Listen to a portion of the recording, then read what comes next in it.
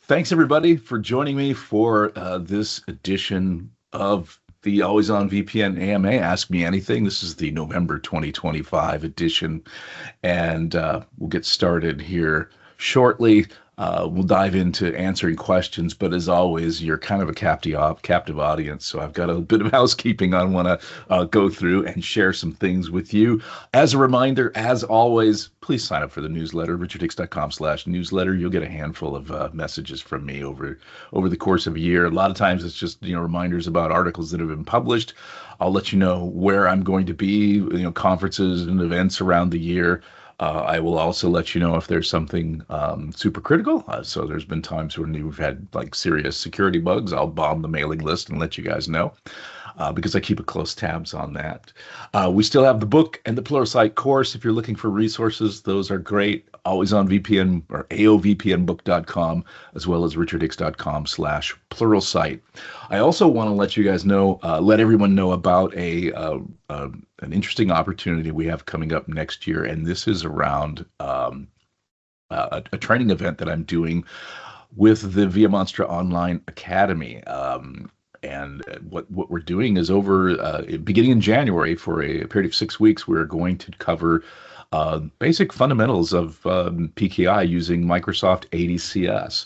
So ADCS, Active Directory Certificate Services, is a rather crucial supporting infrastructure component for many always on VPN deployments, and a lot of folks just haven't been properly trained on it. We've just kind of wing it a lot of the times. And I've been working with ADCS for the better part of 20 plus years. And so Johan, who is the proprietor there at the Via Monstra Online Academy, asked me to kind of produce this course. This is a 6-week course, but it's done in small bites. So we're going to do 6 2-hour sessions. So they're consecutive weeks. So it'll run 6 weeks in a row, but it's only 2 hours at length, each module, each lesson, if you think about it that way.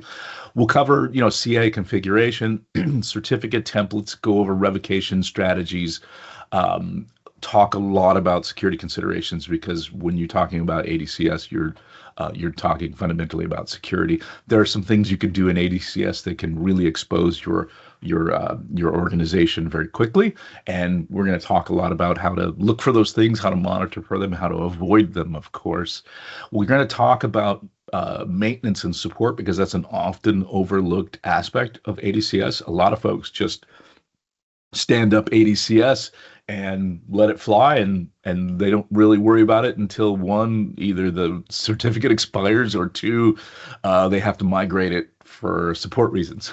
They have to move it to another server because their current server's out of support. Good news on this, by the way. This is less than $300, less than $300 USD for a 6-week training course. Again, this is not a super comprehensive deep dive training course. It is kind of high level, but I think it is going to be an incredible value. Would encourage you to sign up there, and also, and by the way, I'll give you the URL for that here just shortly.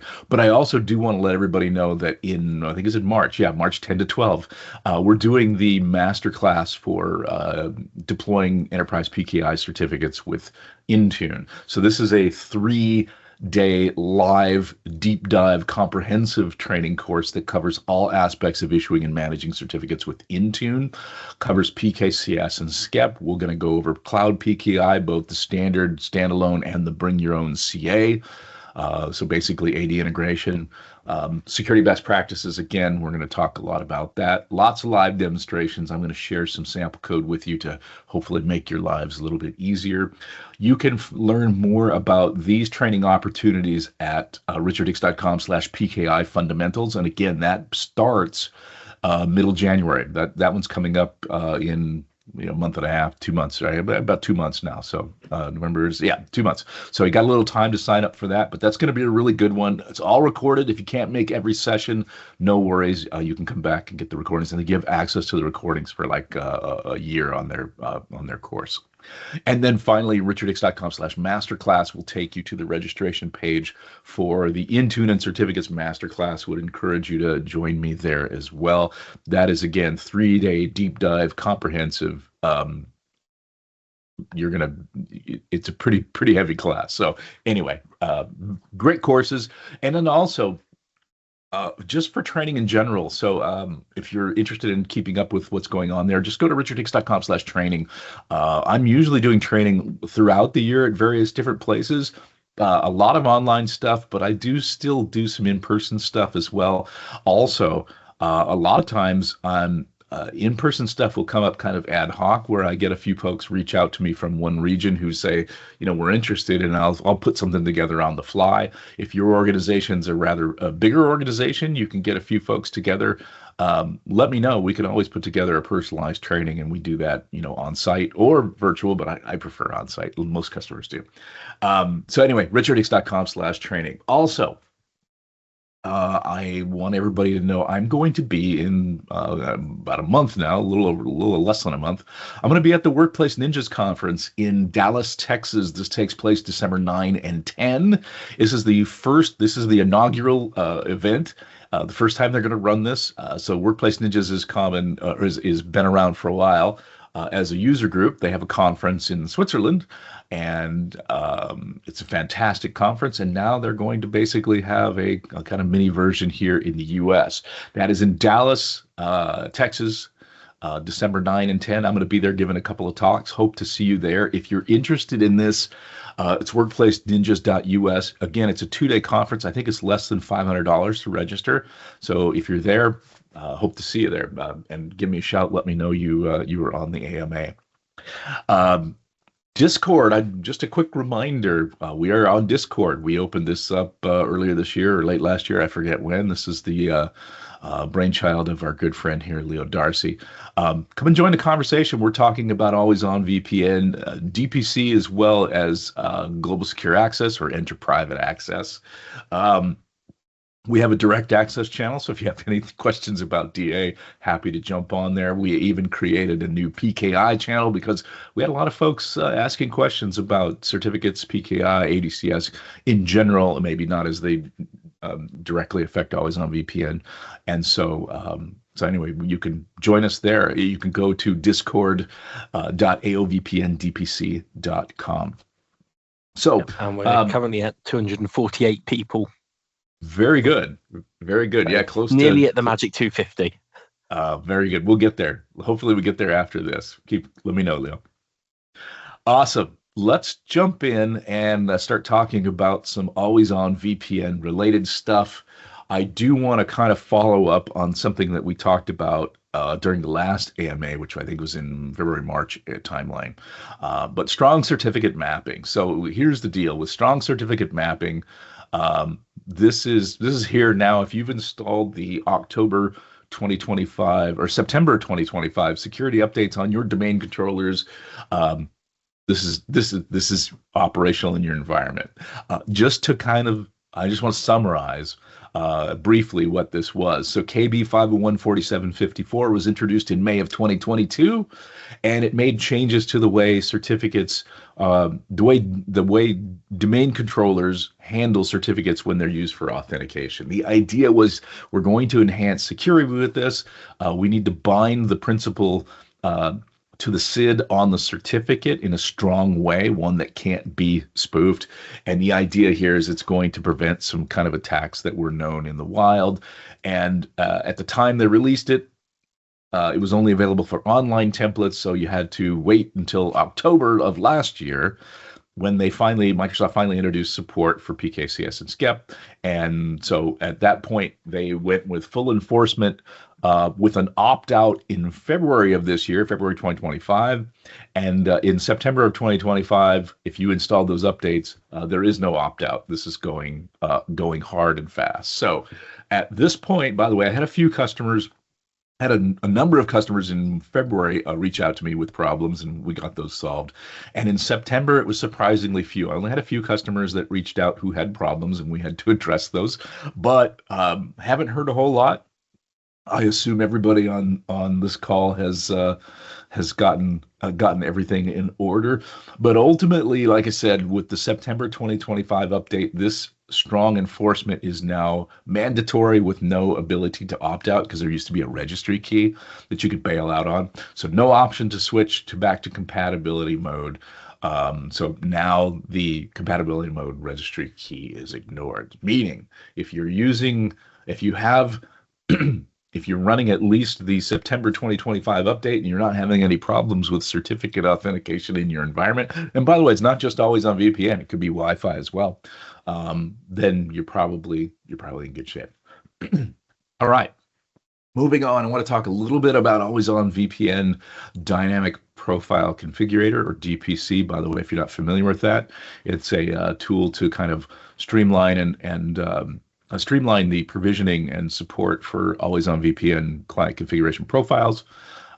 It was originally designed to work with Active Directory so that we have group policy objects we can assign to those settings and deploy our settings that way. But it also works with Intune. You can import ADMX and ADML files into Intune and use it there. The advantage to using DPC, of course, is that it has a lot of advanced features and capabilities built in and optimizations and things that make your Always On VPN deployment much, much better. Some recent updates. I think it was the last session in February, March, we mentioned that Always On VPN DPC is now open source, so it's free to use for everybody. 5.22 is the current release. There was a handful of bug fixes and improvements in 5.22. We did have a little mishap with the 5.20 release. Please don't install that if you find that laying around. You can go to downloads.aovpndpc.com and download the latest version. Like I said, it's 5.22. Also, we have a new website. DPC has a new website. So if you're looking for information on DPC, you can just go to aovpndpc.com. And I believe we mentioned this last time as well. I don't remember now. I think we did. Commercial support is available. So if you have an organization that is open to using open source software, but it must be commercially supported, then we have the ability to support you. So if you're interested in that, just drop us a note, and we'll get back to you. Anything else to say about DPC while I'm on the topic? I suppose we do have a major update coming in the next month or two. Effectively, we are rolling out kind of first-party support for IPv6, so that's something that's been being developed in the background. We've got a separate branch for that, so I'm going to be bringing that into our main line and releasing that everywhere. Outstanding. Great to hear. We love IPv6. Some people love IPv6. Awesome. Great. So I also want to talk about 47-day public TLS certificates. This is review. We talked about this on the last session, but if you weren't there, we'll cover it again briefly. The internet is moving towards 47-day TLS certificates. The CA Browser Forum basically voted to say, hey, we want to reduce the certificate lifetime. And by the way, the lifetimes for public TLS certificates have been dropping over the years. The industry is tending towards shorter certificate life cycles for public certificates. And the current standard today, if you were to purchase one today, I think it's 398 days, so effectively 1 year. That will eventually dwindle down to 47 days. And a lot of folks are asking, well, why in the world will we do this? We need to be more agile with our cryptography. We want to ensure timely rotation of certificates, and basically private keys is just critical. Allows us to adapt and use new protocols much more rapidly if we're using shorter certificates. Also, shorter lifetime certificates do diminish the effects of key compromise, because oftentimes when a TLS private key is compromised, it's very difficult, if not impossible, to detect. So instead of having a certificate compromise where an attacker has a certificate that's good for 6 months or a year, they have one that's no more than 47 days. So that's a huge. And of course, the idea here is to encourage automation, and this will, I think it's going to be really helpful. The timeline for moving to 47-day certificates is coming fast. So today is November 18th. On March 15th of next year, a short 117 days away, we're moving to 200 certificates. So if you want to stick with your 398 day certificates, renew your certificates on March 14th, and you'll get a full year of that 1 year certificate. But if you purchase one on the 15th or after, it will be 200 days. So, question, would that include client-side certificates as a best practice? This is public TLS certificates, so not anything private. Typically for client authentication certificates, you will probably be using your own internal CA for that, so it doesn't really affect that. These are just certificates that you purchase from public CAs like DigiCert and VeriSign and so forth. So anyway, March 15, we're moving to 200 days. In 1 year after that, we're moving to 100 days. That's effectively 3 months, right? And then from there, you get a bit of a reprieve. You have about 2 years then to get to March 15 of 2029, where we're going to drop down to 47 days. And we're having this discussion now because we need to prepare in advance for this. When you're deploying Always On VPN, the best practice is to use a public TLS certificate when you're supporting the SSTP VPN protocol. It is technically possible to use an internal private CA for that, and in which case you could issue that for as long as you wanted, right? But not a good idea, not a recommended best practice. So we're recommending, public TLS certificates there. I have a saying, use public certificates for public things, private certificates for private things. And if you follow that, your life will be a lot easier. So public certificates for SSTP are really important. And so we need to be able to automate the certificate enrollment renewal.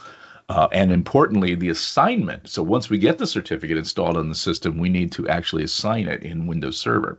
So the last session, I shared with you a sample script. This was a PowerShell script using the Acme PowerShell module that allows you to automatically enroll for Let's Encrypt TLS certificates. The sample code that I gave you used Cloudflare DNS API. So with Let's Encrypt, there's a challenge. Basically, when you submit a CSR, a request, technically it's called an order in Let's Encrypt, before they issue the certificate, you have to prove control of the domain. And so since this process has to be automated, we're going to get a challenge back. We have to publish that in DNS. We don't want to do that manually. So there's, most DNS providers, most public DNS providers, most large-scale public DNS providers would have an API that you can interact with. Cloudflare does that. There are other plugins available for PowerShell, for Posh Acme. And so ultimately, I can completely automate all of this and then just run it as a scheduled tasks. And so you can run it periodically. You could run it on a daily, weekly, monthly basis. I usually have one that runs daily, looks at the certificate and says, is it within 15 days of expiration? Yes or no. If it's yes, then kick off a new request. I really, really like this method. I like using Posh Acme. It was actually not terribly difficult to learn how to use. I've been using it in my lab. I deployed it for some customers. And again, I shared a sample script with you. You can go to you can go to my GitHub at github.com/Richard Hicks. And I forget where it's in there somewhere, but look in the AOVPN repository. I think you might find it there. But anyway, I really like Posh Acme, but in working with a number of customers, there were some potential limitations that caused us to look at other solutions. And I want to talk about two of those today. The first was something called Simple Acme. Simple Acme is a tool, a cross-platform tool. It has a Windows port for it that allows you to request Let's Encrypt certificates. And the nice thing about Simple Acme is that it's a portable installer. It's very easy to use. It's reasonably well documented. It does include DNS API support. You have to download those separately. In other words, there's you have to download the libraries, basically. It's easy. There's a couple of DLLs. You just drop them in the same folder where you're running the WinAcme executable for, and it supports that. Simple Acme does support other challenge forms for renewal. So, for example, you could use just HTTP, so meaning you just put a file on a file server. And there's some options around that as well. What I really like about Simple Acme is that when you run the commands to request the certificate, it will automatically create a scheduled task for the certificate renewal. So you literally, if you run it once and you're successful, you can just let that server run and it'll just take care of itself. It's really, really nice. And by the way, I'm talking about Simple Acme here. Somebody had reached out to me and says, well, what about WinAcme? WinAcme was the original source, and the developer of that basically abandoned it and has now moved on to creating Simple Acme. So WinAcme is effectively out of support, right? So nobody's maintaining that, so there's no updates for that. Nobody's developing it.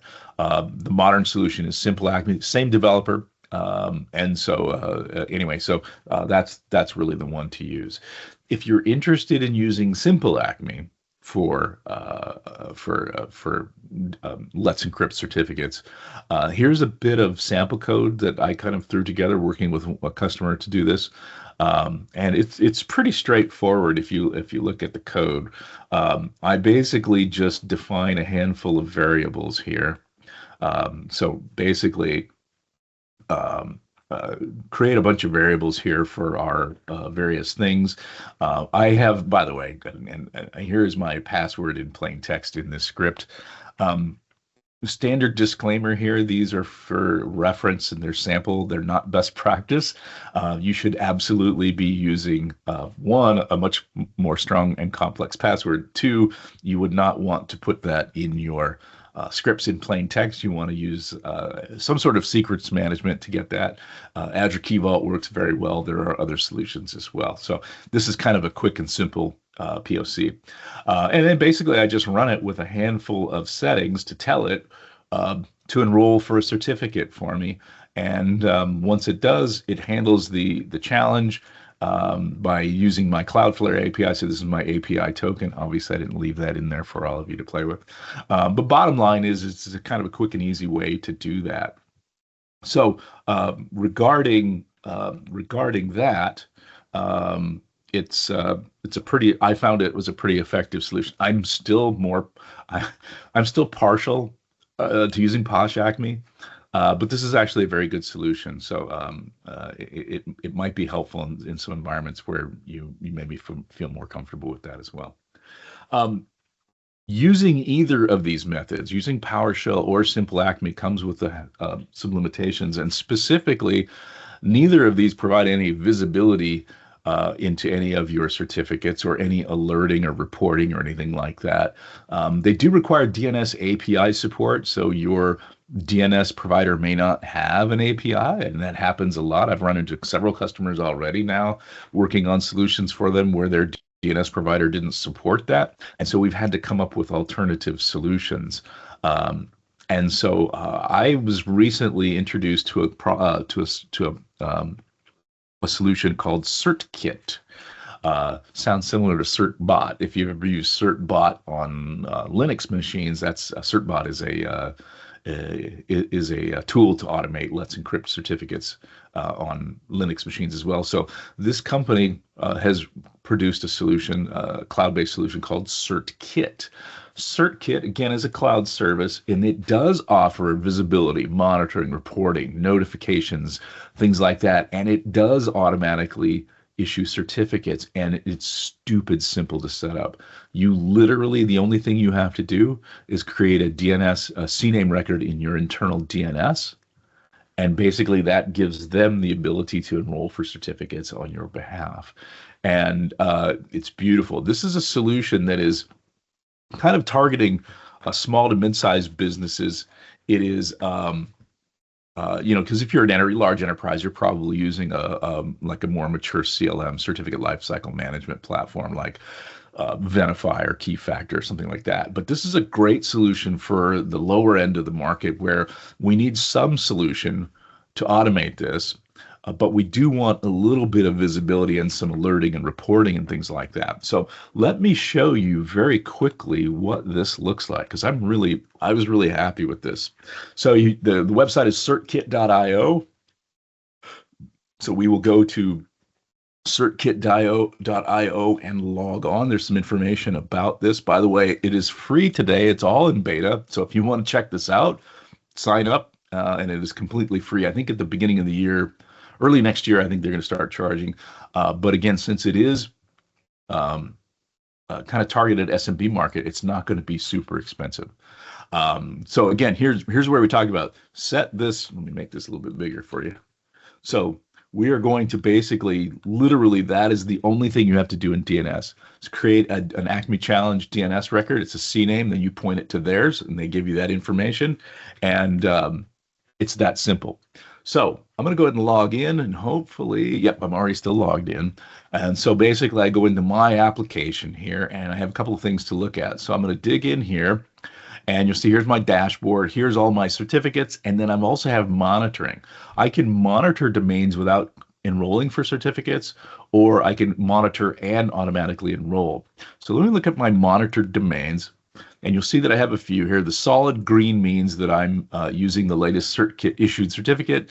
These are using the ones that are just white are basically, I'm monitoring these only. So basically these, and the reason I'm doing this is because, for example, like on my public website is behind Cloudflare. So I don't manage these certificates. So I really don't have to worry about it. So I don't want to enroll for it, but I'd still like to keep an eye on it. And you can see since I set this up, the certificate was expiring 33/2/1, and at 30 days, Cloudflare renewed it on my behalf, and they're using Google Trust Services, and here's the thumbprint for the certificate. And I can go back and I can look at this over time and see how it was. They check, I forget how often they check, daily, maybe more often than daily, but it's really nice. So if I go back to my certificates or my monitoring, I can look at this one here.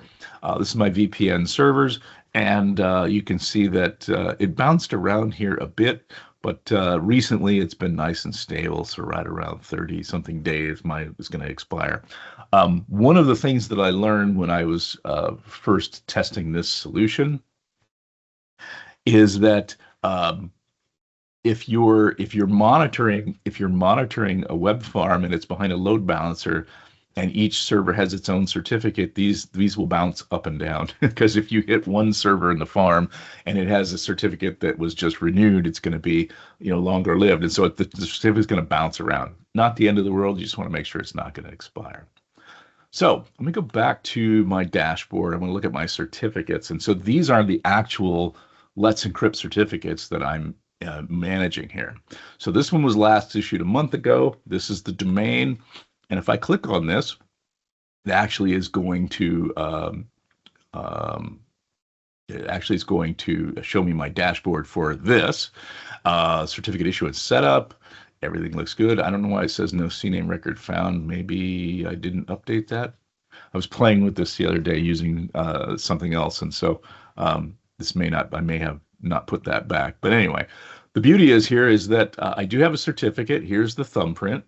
If I click on that, I can actually see information about the certificate. Great. And if I come back here, I can actually provision the certificate. So they've already obtained it, and they're holding it in their storage. So they're using Amazon S3, so compatible storage.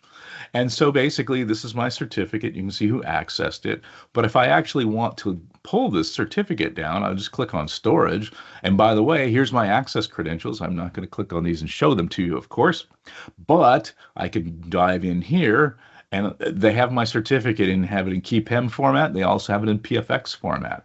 So what I can do, and this is what I do on the server side, is there's a couple of different ways to get this down, but all I have to do is pull this file down, and then I install it. And so this just kind of held in storage. So I really like this solution. And then to answer your question, John, does it support other public CAs? So CertKit I don't think does today.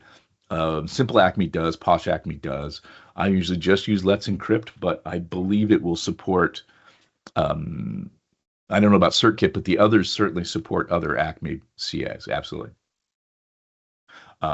Whether or not CertKit adds that in the future, I expect they probably will if it doesn't support. It may even support it now, and I just don't know, to be honest with you. So I'd have to look that up.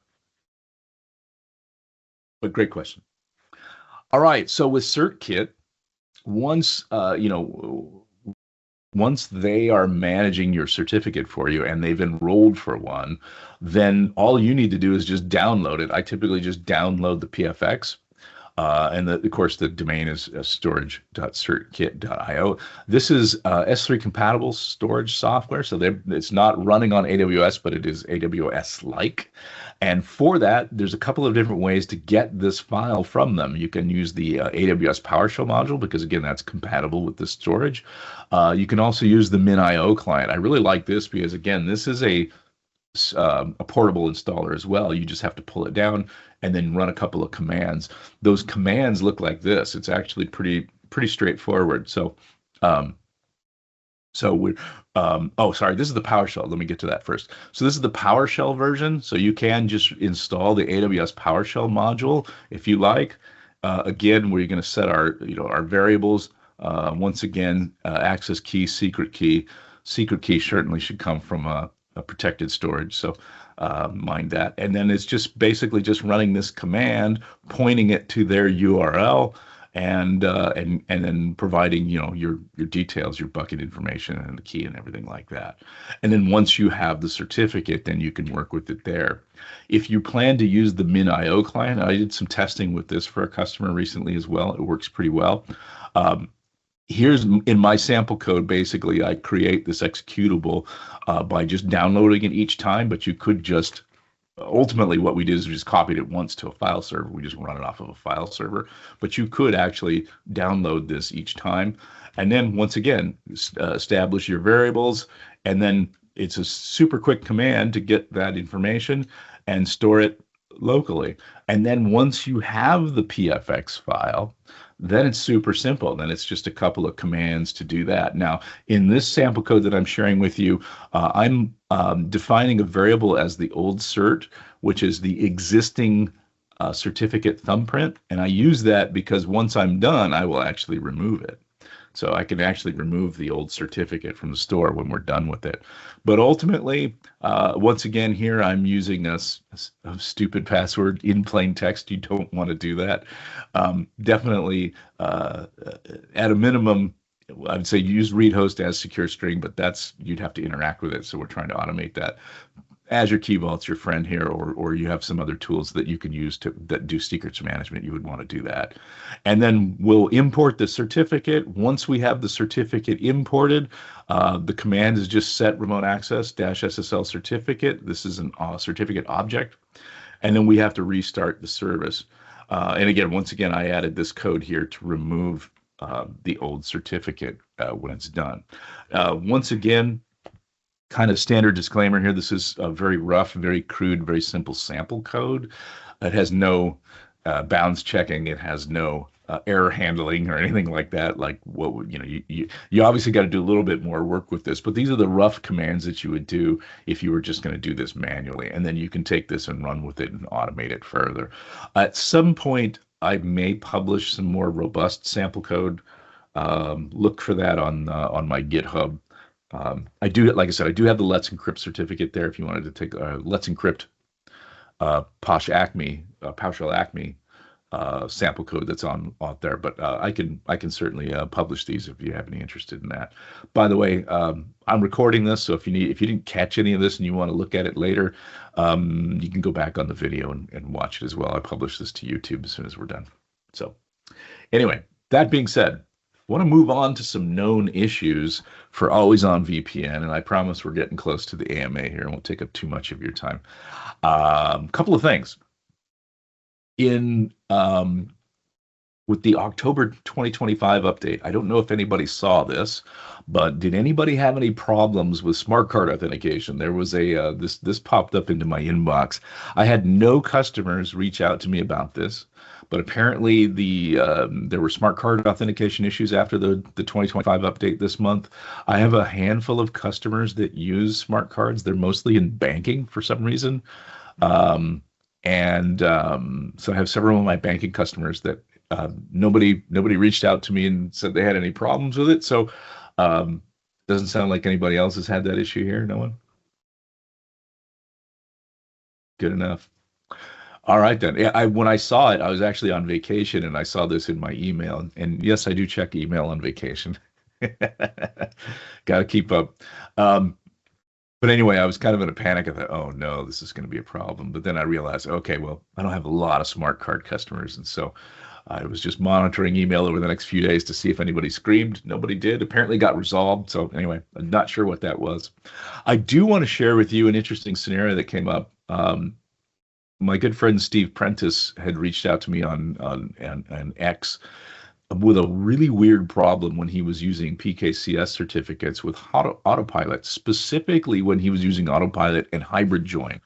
What he noticed was that when you use PKCS certificates and you're issuing those during the Autopilot process, so this is a device certificate, that the certificate lacked the strong mapping, and it was causing problems for him.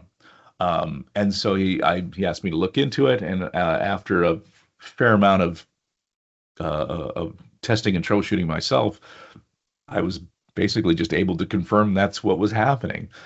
So the scenario was customers using, like, let's say Always On VPN, they're deploying device certificates. So in hybrid join, you need the device tunnel to process the first logon if you're doing remote hybrid join. And there was a problem because, or I guess it wasn't a problem necessarily for Always On VPN, but it was a problem for something else, like Wi-Fi or something like that.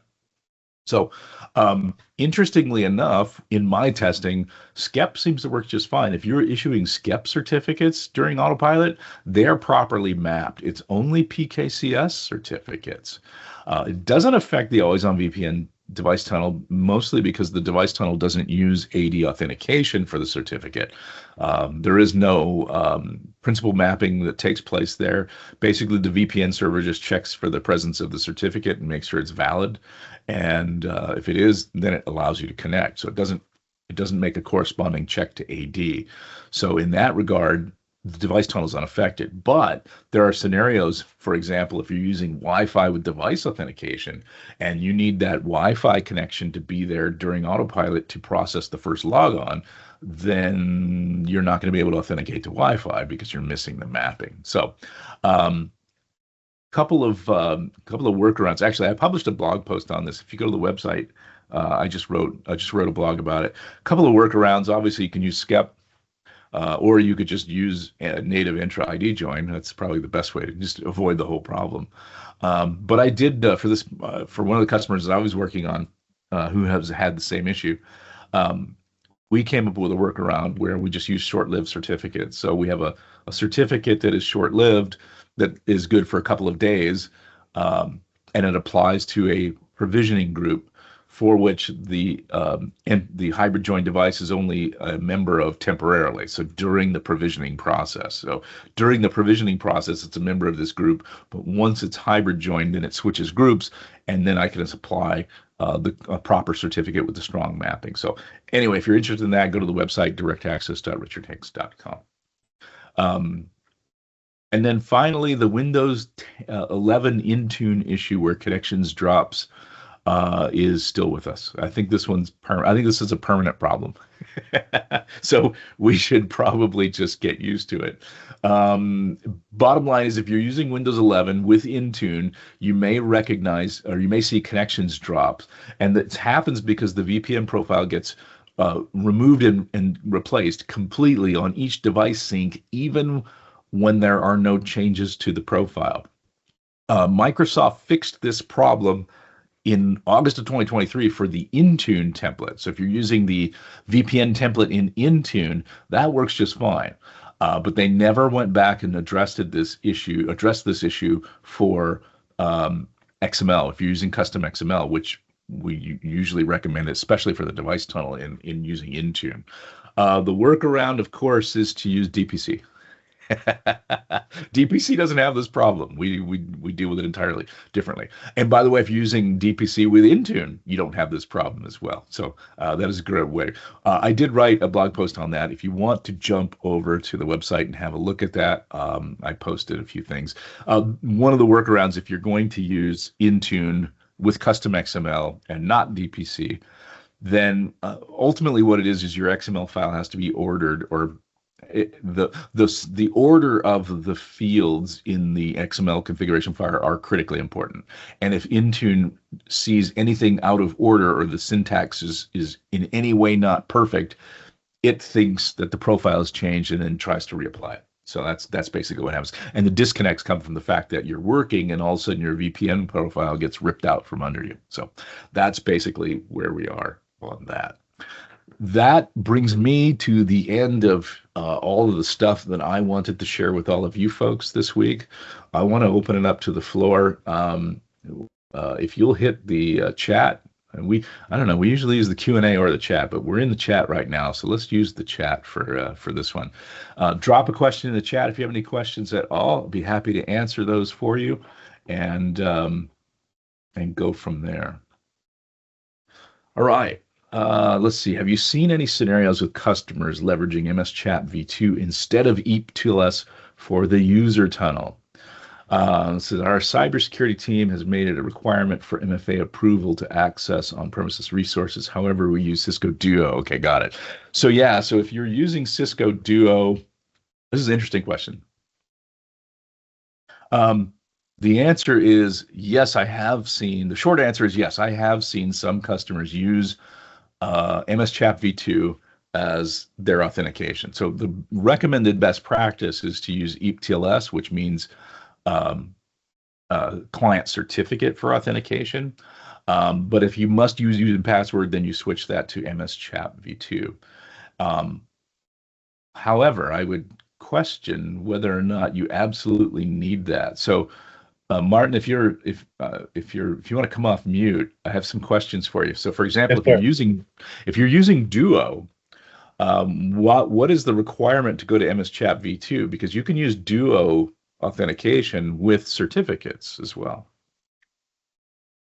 Well, and that's part of, so we're actually still in the design phase, and we kind of designed, we've had device tunnel for, I would say, maybe the last 5 years, and we have seen some issues where, you know, people go to hotel rooms and things like that, and the IKE protocol is blocked. So we've been looking into designing the user tunnel to also provide, you know, some of the more firewall friendly things. Yep. And we're also going from Azure MFA to Duo at the same time. So Got it. Duo is new to me as well. I So, see. and I didn't know that that was an option. And one of the Okay. requirements that we have been given is that we have to, there has to be an MFA prompt, which to me, you know, I was kind of pushing against that because that takes the always out of Always On VPN Yep. in my eyes. Absolutely. So I didn't know if that was even an option. Yeah. And it kind of sounds like it is, but it's at the impact of the user experience, right? Correct. Yeah. So absolutely. So you can absolutely do EAP authentication, EAP-TLS with client certificates and still integrate with Duo for a authentication challenge.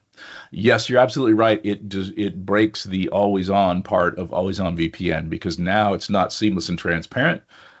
It is now an interactive solution. So user logs on, and they might get a prompt that says, you know, hey, you know, your VPN requires your attention or whatever, and they have to go deal with that. Less than ideal for sure.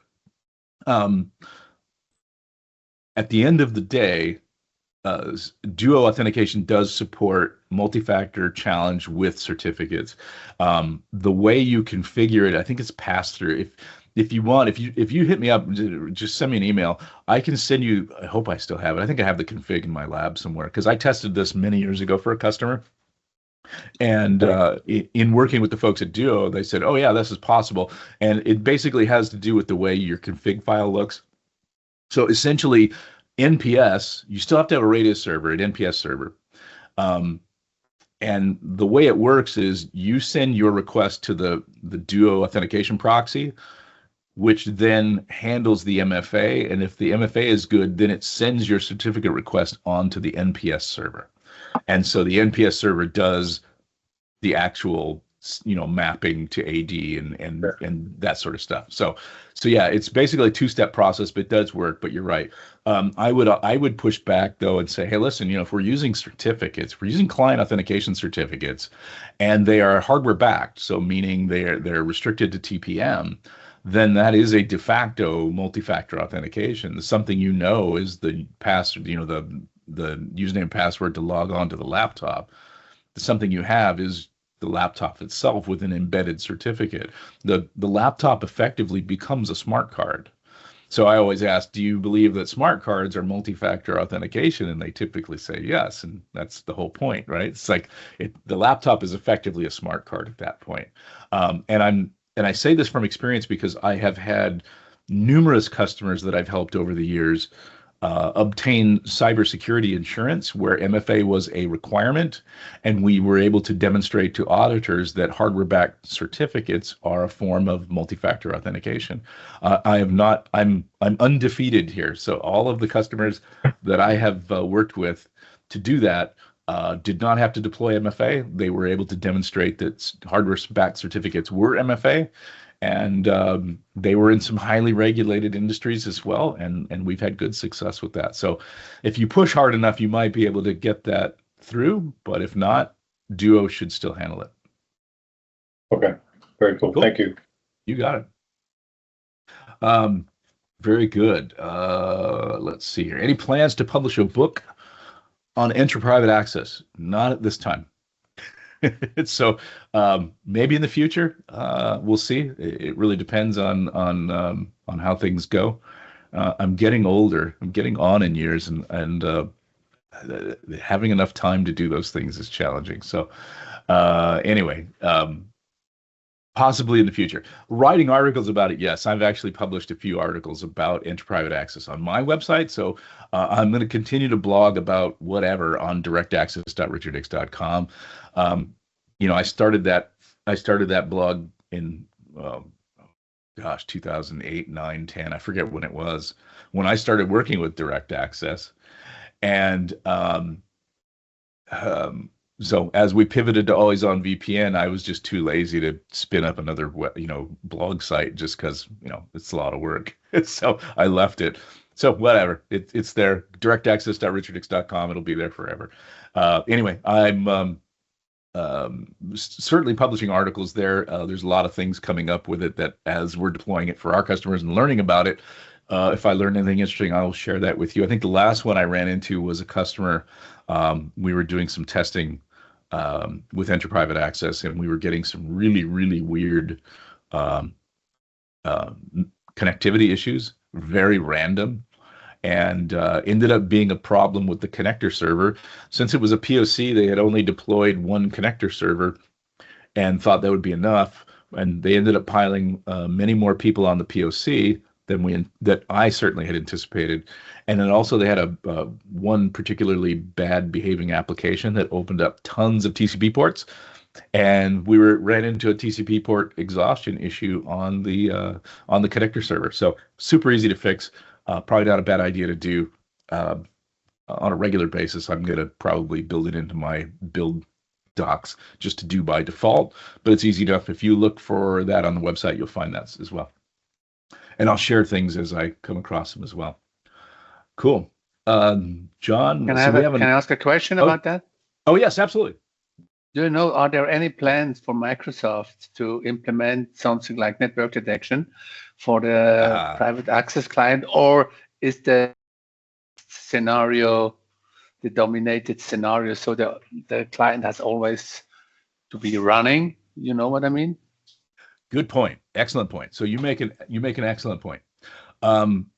So just to bring everybody up to speed, the global secure access client, for which is used by Entra Private Access, today is basically always on. So that client connects whether you're on premises or not. So if you're on the corporate network or if you're out on the road, the client agent always connects. It always connects you to the cloud. And so folks have been asking, hey, Direct Access had network, the networkification server. Always On VPN had trusted network detection. Will there be any sort of, analog for Entra Private Access? I don't need Entra Private Access if I'm on premises. It's just like Always On VPN and Direct Access. And so to answer your question, yes, they are working on it, and it will be called ILA, Intelligent Local Access. So they have to have a new term for it every iteration, I guess, but it's going to be called ILA, Intelligent Local Access. They are working on it, and the last time I spoke with them, Microsoft, about it, they were struggling to get it to work for some reason. I guess it's not exactly trivial for them to do. I don't know why, but they are working on that. It is in the works. For now, there's a like a kind of a hacky workaround for it. I don't know if you saw it, but Yeah. it's there's a script. Is it Karsten? Who is it? There Oh are no, two Morton. Mortens and It's Knudsen, Morton. Yeah. Morton, Both yes. of them, yeah. He wrote a blog post about how you can do kind of a PowerShell script because you can interact with the agent programmatically. So, and the agent does allow you to turn it on and turn it off. And so he kind of wrote his own script, and that's clever, but I hate to recommend those to customers because Yeah. they often cause more problems than they solve is what it is, right? So, Yeah. but yeah, so it's coming. I just don't know when. Thank you. Yeah, it's probably also worth pointing out that NLS and trusted network detection both have their own problems in their own ways. So that's probably why they went for an always-on approach to start with. Keep it simple. And yeah, probably why they're taking their time in terms of deploying the new version is because there's so many edge cases and different like power states on a device that can get all kinds of weird and wonderful stuff when you start looking at all the layers of Windows. There's no question. Sounds simple, but is very much not trivial as soon as you start trying to code for it. And absolutely. And when you look at Always On VPN, I thought that was really simple. Hey, string match on the DNS suffix, for that particular interface, right? And if it matches, it's easy, but it wasn't, right? I mean, it's easy enough to do that, but there are all sorts of, again, subtleties and nuances that conspire to make that problematic. You bet. Awesome. Let's see here, John, getting to your question. We have Always On VPN deployed successfully for 5 years, 6,000 users, been great. But there have been isolated and long-standing issues. We use SSTP user tunnel primarily, but we've seen sub-users experience less than desirable experience. These users seem to have common internet, and it's common ISP, where the default MTU seems to be lower than other ISPs. Have we seen this before? The answer is yes, I have seen this before. And there's a variety of reasons why this happens. One of them has to do with IPv6, believe it or not. So most ISPs today are IPv6 only, meaning their backbone networks are all IPv6, and that's it. They don't run IPv4 on their backbone. They serve the IPv4 internet to their customers via translation services, basically. So basically, it's almost like an overlay. Think of IPv4 on top of IPv6. And there's a couple of different protocols that get used there. 464XLAT is one, and there's a few others. But anyway, what we're seeing is that can be problematic because when you start layering on, additional transition and translation technologies, and you have overlays and underlays, the MTU might necessarily need to be reduced. Now, it's not super common, but I have run across this. If you could go native IPv6, you'd probably find that this problem solves itself, but I realize that is not exactly trivial. If you could assign an IPv6 address to your VPN server's external interface, I'll bet you anything the problem goes away. So I know that's the simple and easy answer, but I know that is not trivial to do. No, that's interesting. Okay. But so the short answer is yes, I do see that occasionally. And in fact, DPC has the ability to change the MTU. Yeah, that's one of the settings that you can do. And Leo had to add it to the product because we had enough people ask for that feature. So sometimes just adjusting the MTU on the VPN interface can solve that, but that's not it's not a perfect solution either. So okay. Yeah, the version in DPC does have its limitations as well because you can only set the MTU actually on the network interface, which doesn't exist outside of the connection being running. So DPC kind of has to intercept it when the connection has been created and then set the MTU dynamically there. So it might improve your experiences. The other thing is that, generally, as a rule of thumb, you really don't want to be messing with MTUs. However, in certain circumstances where you have done all that research and you have figured it out, then setting it can be desirable.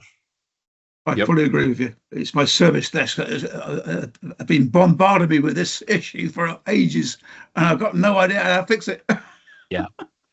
Yep. Yeah, and it looks like David says they've seen the MTU issue with their cellular ISP, T-Mobile in this case, had to allow IP fragmentation to occur on the RAS server. I'm curious, David, was that a setting on the RAS server, or are you talking about a setting on like the firewalls upstream of that? I think we got this from you, one of your blogs, and we set a registry setting that allows the fragmentation. For IPv2, yeah. Yeah, okay. Yes. So yeah, absolutely. IPv2 fragmentation is definitely helpful because that way, if the packets get too big for IPv2, it can dynamically resize and kind of reshape that traffic. SSTP doesn't have that capability, unfortunately. So yeah, a little different there. Yeah.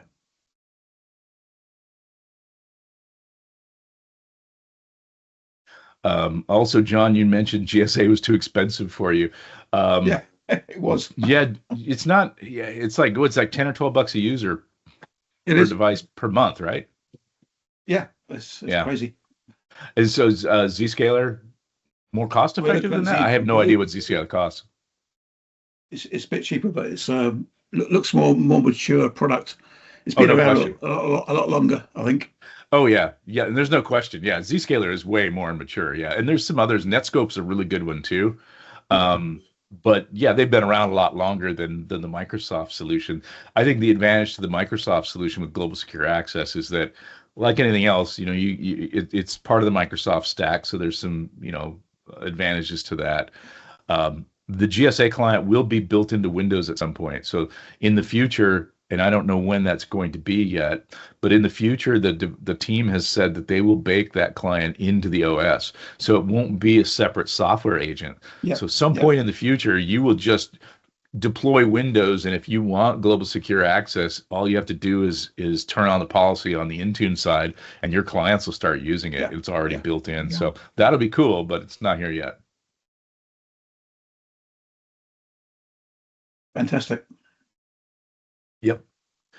But yes, you're right. I think especially on the high end of that, when you have customers that have many tens of thousands or hundreds of thousands maybe endpoints, that's going to be prohibitively prohibitively expensive, I think. And I'll be honest with you, I've had customers over the last 6 months or so who have trialed Global Secure Access and said, this is great, but then I have Always On VPN and it's free. I don't have to pay anything extra, so I'm just going to ride this out, for a while, and they're happy with it. So, no question, Global Secure Access and specifically Entra Private Access, significant advantages over Always On VPN. It is complete. It is a full zero trust network access solution. Yeah. Tight integration with Entra ID and conditional access. Lots of great stuff that you can do there. Much simpler. No, you don't have to worry about certificates. You don't have to worry about routing, IP address assignments, any of that stuff, right? You don't have to worry about any of it. And by the way, as a consultant, I like those things because I make money off of those things. But yeah, this is a much simpler solution, and it's very easy to spin up and deploy. And but again, now you have to pay for it, so you have to weigh those against each other. So, cool. Let's see here. I skipped over Egley's question here. Can I say something about Always On VPN and Entra conditional access and sign-in frequency, especially short-lived certificates with renewable process in conjunction with CIF? I'm not sure what CIF is. But yeah, I have deployed sign-in frequency. It's a little bit complicated. I know. Oh, sign-in frequency. That's right. Okay. So I've used Always On VPN with intraconditional access countless times. Really popular integration because you get the best of both worlds, right? It's not full Entra global secure access stuff, but at least you get conditional access and you can apply your policies there, right? And so it does the integration of Entra conditional access and Always On VPN does greatly improve Always On VPN security posture, no question. But as far as sign-in frequency, I'm not sure. Are you having issues with that? Are you not getting another short-lived certificate if the user signs in frequently? Now, to be honest, I have a customer issue, and I'm not sure how it reacts. I should test it. If I say I have a sign-in frequency about maybe an hour, it's stupid. But just to give an example, and we have also the short-lived certificate, which also have a lifetime of 65 minutes, something like that. Yes. How they play together, for me, it's not clear. I have to test it. Yeah. So you're right. So So the Always On, when you use Always On VPN with intraconditional access, you are issued a short-lived certificate. It's basically good for 1 hour. That when you authenticate, that certificate obviously must be valid. So you basically have an hour to authenticate and re-authenticate. After that certificate expires, if you try to re-authenticate, it will fail, but it usually triggers the whole authentication process again, right? You don't have a certificate. We need to go to conditional access and evaluate policies and do all that stuff. So how that plays into your sign-in frequency policies, I don't know. I haven't really dug into that level of detail yet. Yeah.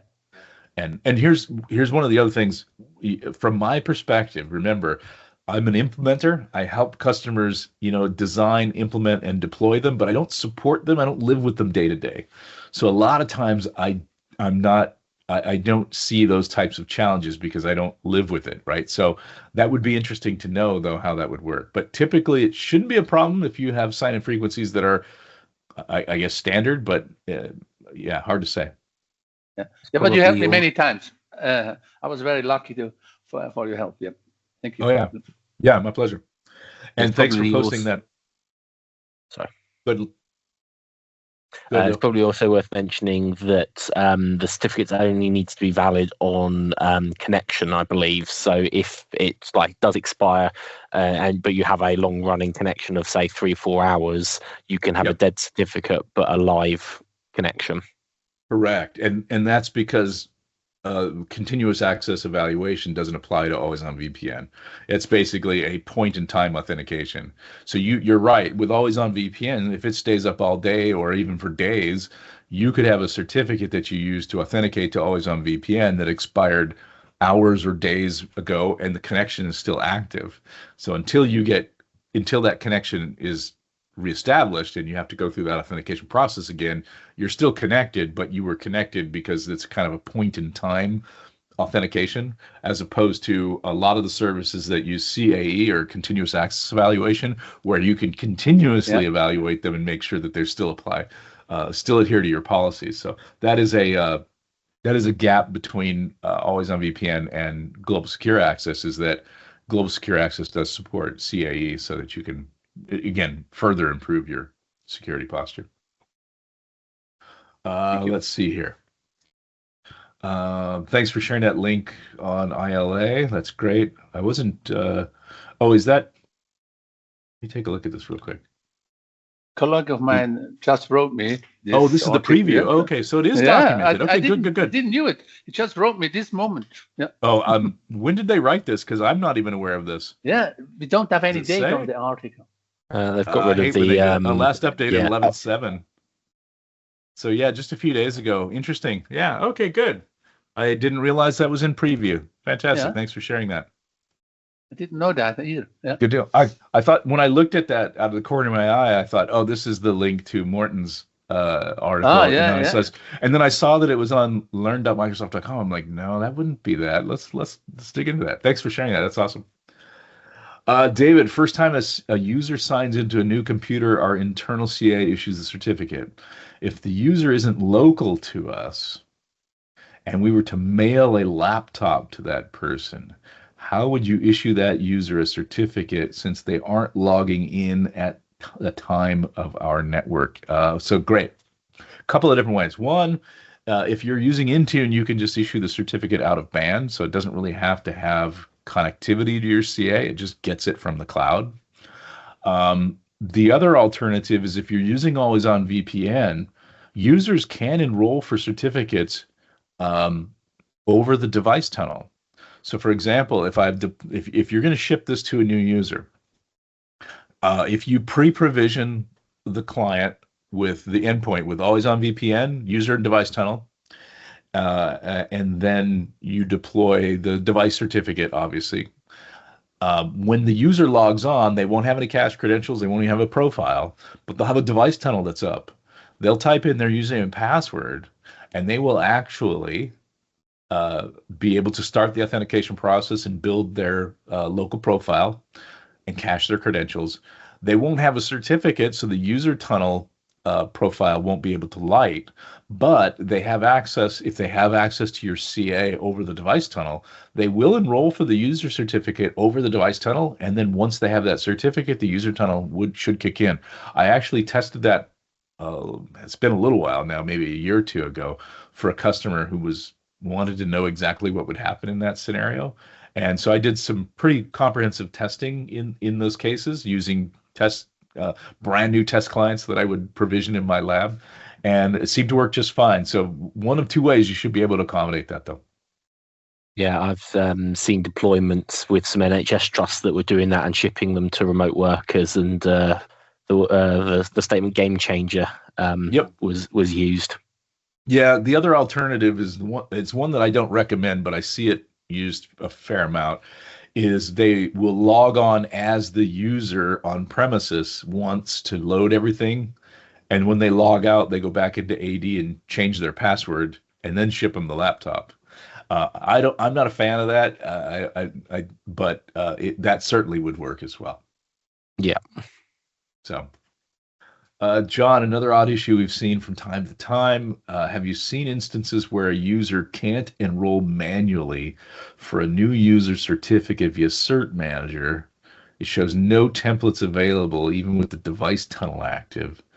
Suggests no LDAP connectivity to AD to see the templates. The template is assigned fine to the user. So the user has permission, but you're saying, John, correct me if I'm wrong, so you're saying that you have the device tunnels connected, you're opening up Cert Manager, and then you're trying to do enroll for a new certificate, and it just says can't talk to domain controller. Yeah, well, our service desk, I've got a bad habit of deleting the certificate from their user. Yeah, on the machine, which is bad practice. We're told not to do it. It's nothing. The certificate. There's nothing wrong with the certificate. Yeah, but they deleted it to get a new one, and they tried to get a new one from Cert Manager. I see. And they found it's not showing anything. Interesting. Yeah. Interesting. And so over the device tunnel, you have access to domain controllers. You have access to That's all. and you have access to the CAs. Yep, that's all you find in the routing config and the XML. Okay, and you have access to revocation. Yep. Okay, so whatever your serial distribution points are. It happens very occasionally. It's a bit strange. Huh. I'm wondering if it might be an authentication issue because. So the device tunnel, when you're connected, is not really authenticated against Active Directory, right? It's just a pipe. It's literally just an endpoint. So whenever you start talking over that channel, you are going to have to authenticate whatever the principal is that's initiating that communication. And I'm just wondering if somehow, and again, this could happen. Maybe the device tunnel wasn't up when the user logged in and completed. There's a variety of things that could happen there that I think would be. That could lead to that. I don't know specifically or exactly which one, but something like that sounds like it's at play. Yeah, it's very strange. I believe that it pulls the certificate stuff through an LDAP query. Yeah. So in my mind, the first thing I would be looking at is, have you got every domain controller in your device tunnel? Yeah, that's often a something that's missed. And then, as Richard says, maybe it's a communication issue between the laptop and the client. So you could use things like NL test to validate that you've got verification between the client if you do see it again. Yeah, we have hardened our LDAP sign-in, so we use 636 389 as we sort of stopped. Got it. So 636 now is our default. Got it. LDAP communication channel. Interesting. Yeah, and you said the error is an LDAP error on the client, right? So it wouldn't be because certificate services uses DCOM for the enrollment, the actual enrollment to the CA. But if you're getting an LDAP error, that sounds like it's more initial authentication. Yeah. Yeah. Well, we got Defender of Identity deployed on our site, and it said turn off all the unsigned LDAP connections. Yeah. Which that was a fun day. Which we've done. We've done that. We've actually done it. Eventually done it. Found all the endpoints that were doing it, and lots more down. Good. So that's all good. All right. But we're seeing this weird issue occasionally. I've never seen it myself on my machine, but it's just the occasional client gets it. Funny, weird. Yeah. Yeah, it's weird. Hard to say. You haven't done any NTLM. You working on NTLM now? That's the next one. Yeah. That's a fun one. That's a fun one too. Yeah, good times. Yeah. Well, thank you for taking the question anyway. Yeah, my pleasure. Any other questions at all? Not from me personally. No, good. I'm trying to think if there's anything else fun and exciting going on. Not so much, I think, but it's interesting. Always On VPN has kind of gotten to the point where it's actually fairly stable, knock on wood. But it used to be in the early days of Windows of Always On VPN that every time a new Windows release came out, I was like, oh God, here we go. Windows 10, 21 H2, and now it's 21, 22 H2, and I have to go through, set up the lab, test everything, make sure everything's working. And I was always thankful. Oh, no, nothing broke and Always On VPN this time, or now something broke, and you got to tell people, hold off on going to Windows 11 or hold off on going to Windows 10 24 H2 because it broke or blah, blah, blah. It seems like we've had a nice string of reliable updates, and I think it's because Always On VPN has gotten to the point where it's fairly mature and that code base is kind of stabilized. So in that regard, I think it's been solid. I do know, and I think going back to your questions about MTU earlier, there were some known issues with ICA v2 and some of the problems with drivers that were causing some challenges there. It was a big problem in Windows 10.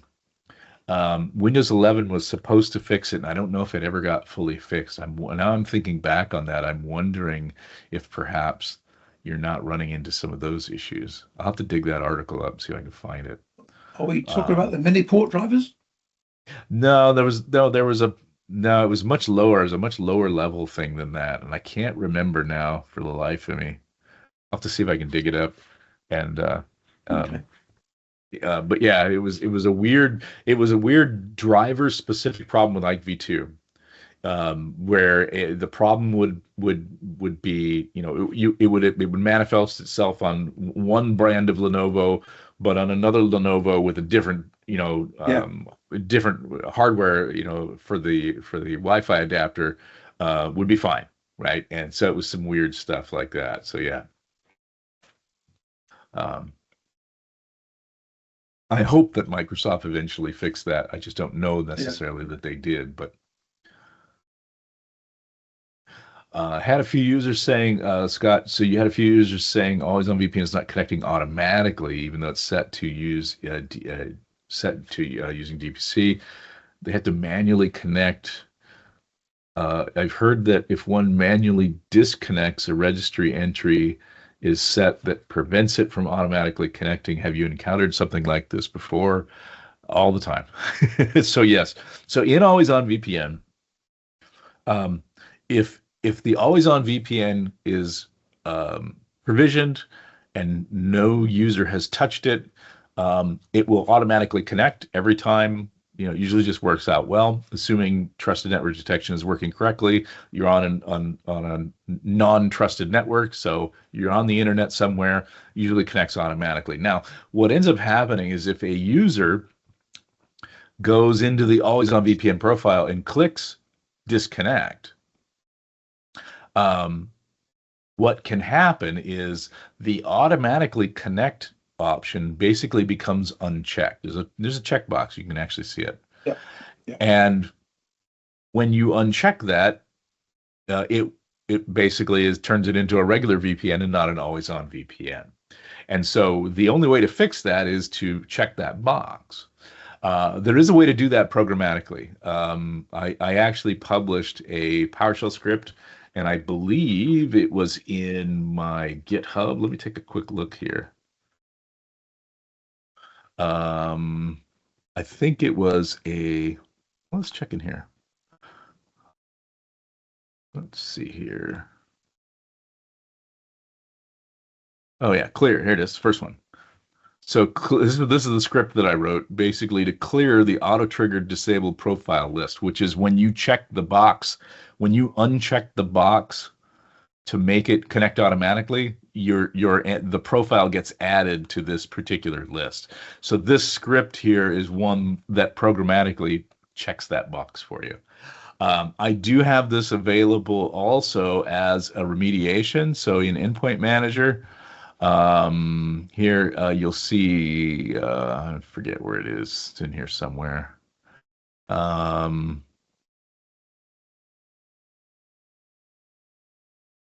Disable. Okay. Search for it again. Auto trigger disable profile list. Here it is. So I do have detection and remediation scripts for that if you're using Intune. In DPC, that's just a setting in the group policy. So in DPC, you can actually tell it, hey, if somebody unchecks it, check it back for them. So DPC covers that as well. So yeah, and I've just put that setting in the chat as well. Oh, yeah, thank you, Lou. Yeah, absolutely. Yeah, so if you're using DPC, it's great. You just check that option. I forget when we added that. It was a little while ago, but that's great because it does make sure that if somebody mucks with the connection and they uncheck that box, or by disconnecting it, sometimes that just automatically unchecks it. Windows thinks, oh, you want me to turn off your Always On VPN, perhaps you don't want it to connect automatically, so it just makes that decision for you. And so in that scenario, yeah, that box is unchecked. And so that, again, there are programmatic ways to do that, but you can also do it with DPC. Just check that setting, make sure that the setting's enabled in your GPO, and you're in good shape.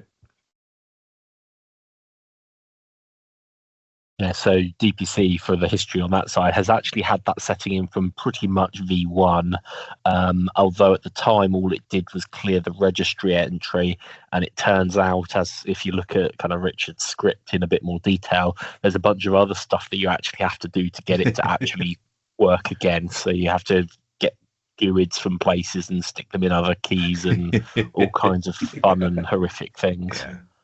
By the way, thanks, Richard, for figuring that all out. Oh yeah, my pleasure. And by the way, I did that for a customer at the time, not using DPC. So right, I didn't have that ability, but I was aware that, oh yeah, it just gets added here.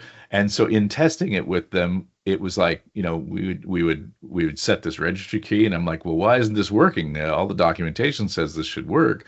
And so I literally sat down one day, cleared my calendar, and said, okay, well, I'm going to figure this out.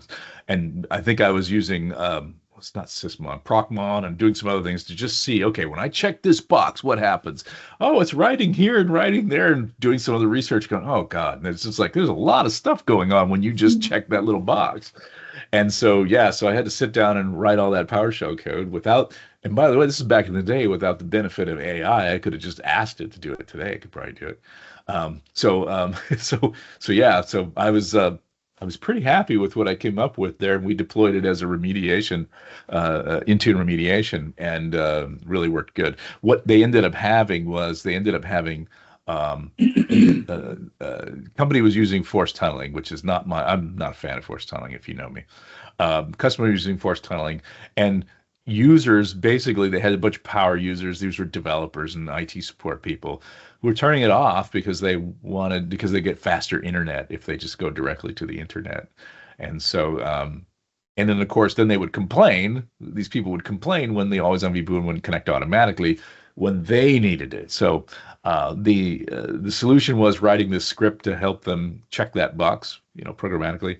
And then ultimately, when we got to Windows 11, and I think it was 22H2, we introduced those settings to disable you can't get to those buttons anymore. So we basically just took that away from them. So yeah, you can tell now in Windows 11 you can tell Windows not to do that, and so you can prevent basically the user from unchecking that box now. So that certainly makes our life a lot easier.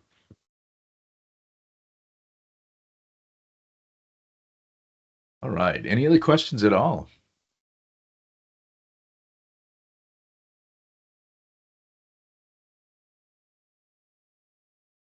I think we got everybody. No unanswered questions.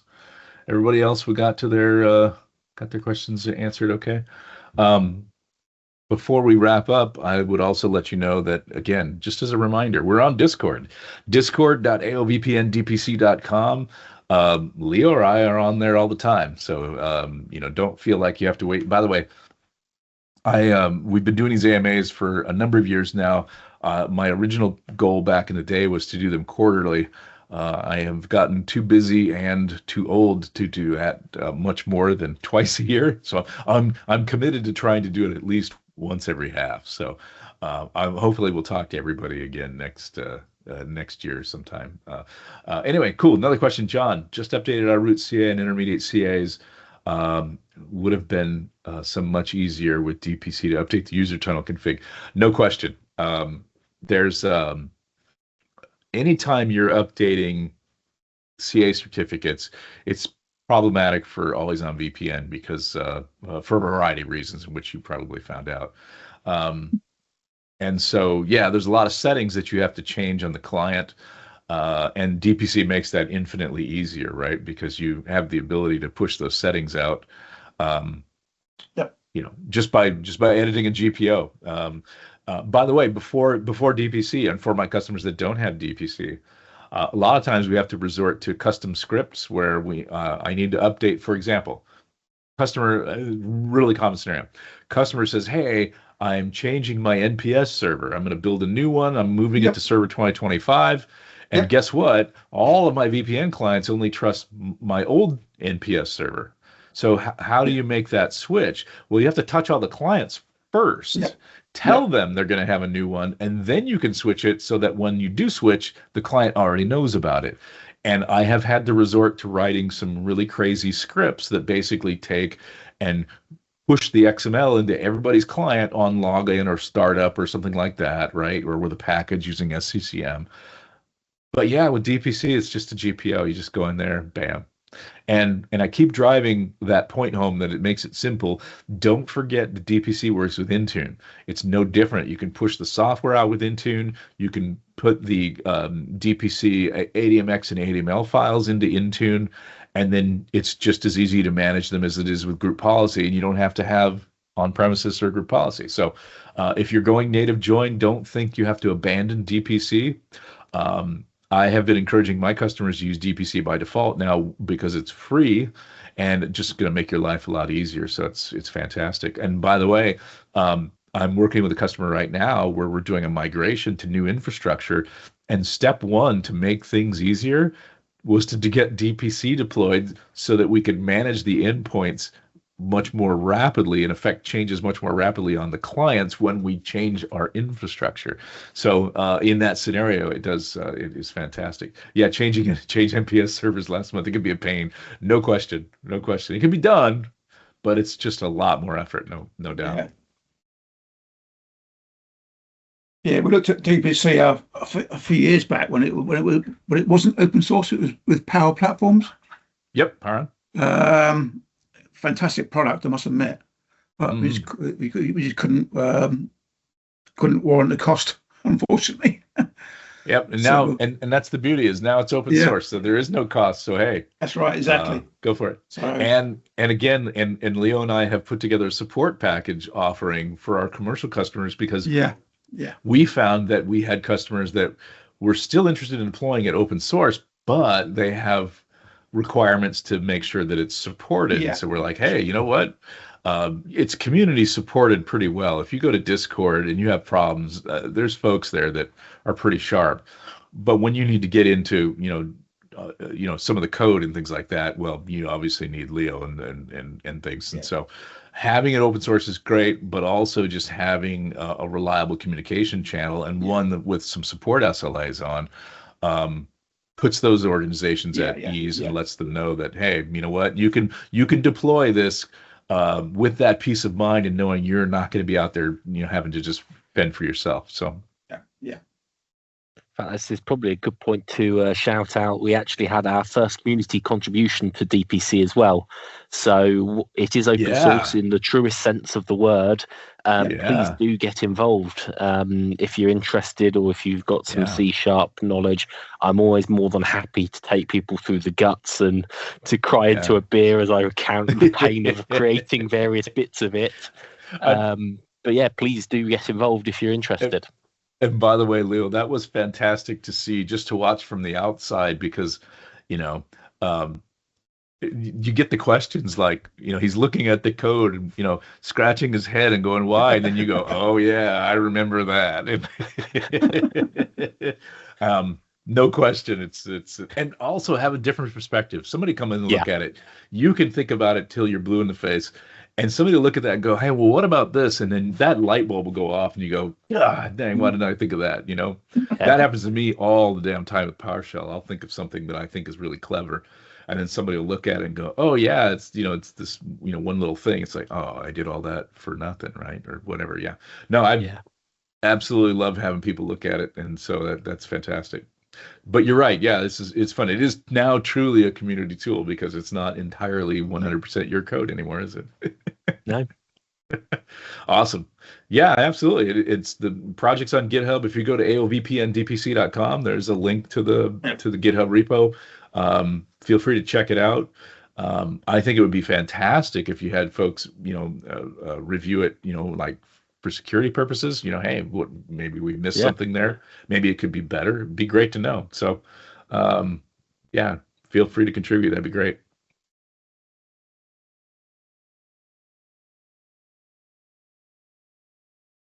Real quick, I'm curious, anybody on the call participate in our Discord forum? Do we have any folks on there? Raise your hand if you do. Anybody? Okay, cool. So we did get a few folks. Awesome. Great. Great to hear. Great to see. Good deal. Yeah, we put the word out on Discord the other day or last week or a couple weeks ago that we were going to do this. So glad you're here to join us, and thanks for participating. Appreciate it as always. Yeah, good deal. And again, Steve, any questions at all, just pop in there, post it. And Leo and I were having this conversation the other day. Is the forum's almost 250 members now, and there's a lot of really smart people there. Oftentimes I will jump on the Discord and look through it, and I'll see a thread and go, oh, it's already been answered. I don't even have to answer these questions anymore. When Leo first started this, or when Leo first started it and I joined him, it was pretty much just Leo and I answering questions for people. But no, there's a lot of really good, talented folks out there that are joining us, that are contributing.